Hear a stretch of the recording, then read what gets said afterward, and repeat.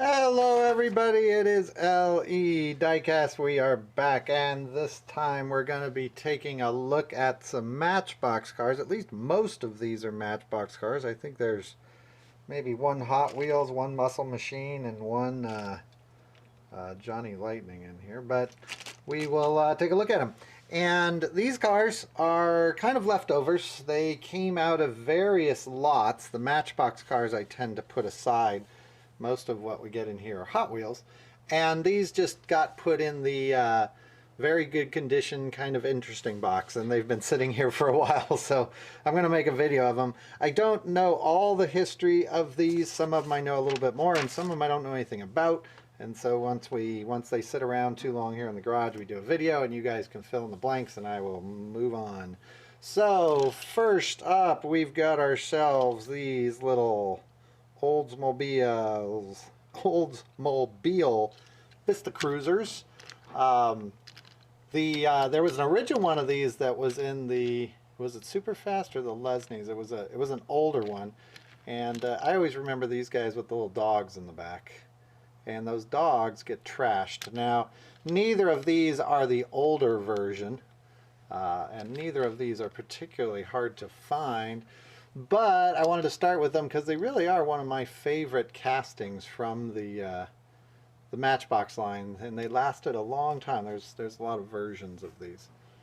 Just a lot of character with the dogs, you know, the covered back, the raised luggage racks on them. Just very, very cool little cars. So.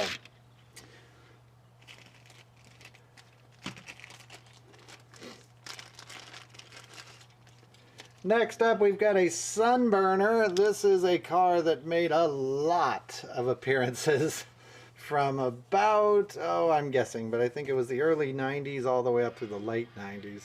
It was one of the more popular castings in the Matchbox main lines. This one is not hard to find as far as I know. It does have the big Goodyear tires on it, the Goodyear Eagles, and that was that is a type of tire that was used mostly in the late 90s on the Matchbox cars. But yeah, I'll show you the bottom. I always say I'll show the bottom because I know the collectors can tell what these cars are by looking at the bottoms more than the tops.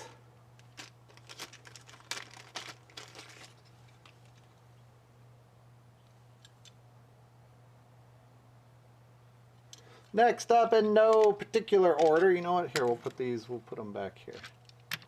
Put them just off camera. So if you guys want to look at them, you can still look at them. There you go. Is this little Greenlight. And I said there were a few other brands in here. This little Greenlight car, I believe this hood opens up. Oh, I guess it doesn't. Okay. This little Greenlight 1970 Dodge Charger. Really cool. It's got a matte finish top to it. Look at the detail on that. I don't know if you can see those hubcaps, but this thing's got a ton of detail. Real tiny. You know what? We have the super zoom here. Let's zoom in there, and you can see that. Come on. There we go. You can see that little Charger symbol back there that is just as clear as day if I can get my camera to show it. So very cool detail on that little Charger. Little green light. Yeah, we don't see a lot of green lights around here. Next up, it is an Audi Quattro. This one I believe was a concept car. And this one in chrome. It's got kind of a gold engine on the middle. I always recognize this car by that triangular piece on the top. Don't know much about this particular variation, but I don't think they're hard to find. I've seen them quite often. We got two Chevy Grand Sports next. We have a red one and a blue one. Now, the Matchbox cars are a little bit different, especially when you get back before the before the 2000s with Matchbox cars. When so between the Superfast and the about 2001 or 2, when the cars had the same coloration, they weren't necessarily a variation on the same year's cars. Now, Hot Wheels did this sometimes, but they don't do it a lot. And I've pointed it out in a few videos where maybe you'll even get the same car, but with different wheels or something, and they were in different years. But for the most part, Hot Wheels will put out a red version and a blue version and a green version all in the same year. That's kind of been their thing. Matchbox is a little bit different. You might get the same car in a different color, but 5 years apart. So I don't know much about these. I don't know if they came out in the same year. I doubt it, knowing Matchbox. And Matchbox never really does years until recently anyways. There's the bottom of that Grand Sport. And oops, there's the bottom of that Grand Sport. Next up is a muscle machine. It's another Charger. And I have mentioned many times in the past that if I didn't have this show and I could collect whatever I wanted and had unlimited money, it would probably be the muscle machines. I really like these cars. They kind of speak to me. What's interesting is basically these two cars are the same car. So just this one's kind of tuned. This one is not a 70. This one is, I don't think it'll say on the bottom here.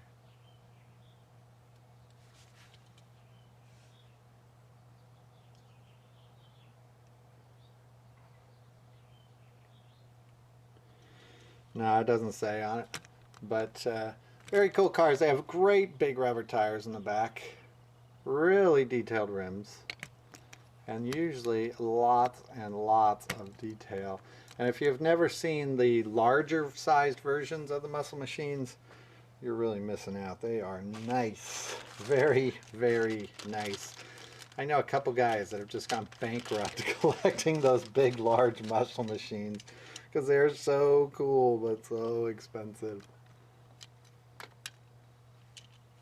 Got a little Ford Crown Victoria there. Here's a funny story. I don't talk about my past very much. I like to remain a mysterious figure behind the camera. But before I got into digital art, which is what I do now, many years ago, I drove a cab, and I drove Crown Victorias. And I did that for 2 years, and the cab I drove was pretty much exactly like this. It just didn't have that much graphics. It was a lot more plain looking. But I have spent a good amount of my time in a Crown Victoria. I could spend a lot of time talking about being chased by angry husbands as wives were hailing cabs, and drug deals gone wrong, and all sorts of cab stories. If there's anybody out there that ever drove a cab, we could swap stories. So next up is this guy. I didn't look at what it was. It is a Ferrari 456 GT. Something about this Ferrari is on the package it was labeled as a Superfast. The Superfast cars, a lot of you know I collect those. The Superfast cars technically went a lot longer than you might have thought, because Matchbox kept branding the cars as Superfast. In fact, if I remember right, they took a break for a year and then went back to branding them as Superfast. But a lot of the later model cars, they're really, well, you can call them whatever you want, but they aren't the same as the Superfast models from the late 70s. They just aren't. And most of these cars were in the very late 80s to maybe mid 90s, and they were still labeling them as Superfast. So this one is not particularly easy to find, though, with all that in mind. It's a Ferrari, so the Ferraris do tend to be a little bit harder to find. Next up is a 57 Chevy. Don't know too much about this one, except that I don't think it's hard to find. I've seen it around quite a bit.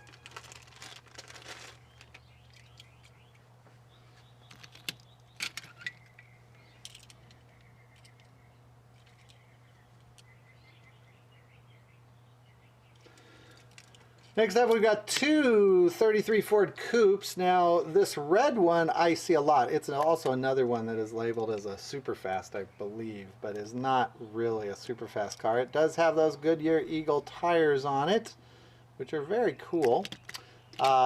It is not to scale. A car like this compared to a car like this should be about half the size of that car. This is a big car. So it is not really to scale. Here's the more interesting version though, and that is the gray version. Put these guys right there. The gray version, I really don't know much about. I tried researching it a little bit and I could not find anything. I've never seen the gray one before, but it would not surprise me if it was like a Taco Bell car or something. So somebody will fill me in. It's got kind of a rust spots on it. I don't think it's really worth anything, but I like these models. I just wish they were smaller. I don't like Matchbox's scale choice on the Roadsters that they have a lot. They just seem gigantic to me. We've got a little Corvette next, a 97 Corvette in blue. Don't know too much about it except that I have seen it many times before. We've also got a a Camaro. You guys know my Mustang Camaro issues. But there it is. Now it may look really nice in the camera. This one suffers from the same paint issues that the Jada cars suffer from, in that it's really blotchy paint. The paint's gorgeous on it, but it's blotchy. And I don't know if you can see that. And I don't know if that's caused by the underpainting on the direct metal when they don't primer it, because I can get that same effect myself. If I paint directly on Zamax metal, the blotchy metal will show through a little bit if you don't primer it first. Or if it has something to do with their paint, like the way that it dries, like if it dries uneven or something. I don't know, but the Jada cars have that exact same problem. I don't know what causes it. Next up, we've got this little Cosworth, and Escort RS Cosworth. This guy, and this one is kind of hard to find. At least I've had trouble finding it. You can find it on eBay. I just can't find it at a decent price on eBay. Here is a Second Wind. This one is a Hot Wheels, the only Hot Wheels I think in here. It's the black walls, but this is a very late edition black wall. And there are a couple versions of this, so every time I see this car, I think it's the same one.